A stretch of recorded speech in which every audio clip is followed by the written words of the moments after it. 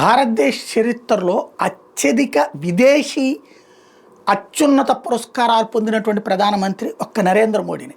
జవహర్లాల్ నెహ్రూ, లాల్ బహదూర్ శాస్త్రి, మొరార్జీ దేశాయి, ఇందిరాగాంధీ,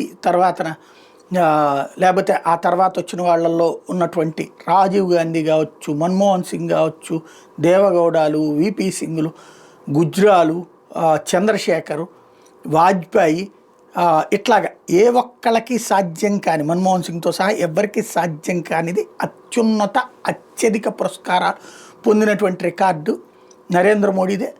అది అసలు సమీప భవిష్యత్తులో ఎవరు అందుకోదగ్గ పరిస్థితిలో కూడా లేరు. ఇప్పుడు తాజాగా ట్రినిడాడ్ టొబాగోకి సంబంధించినటువంటి అత్యున్నత పురస్కారం పొందారు ఆయన. The order of the republic of Trinidad పురస్కారాన్ని ఆయనకి ఆ దేశం అందజేసింది.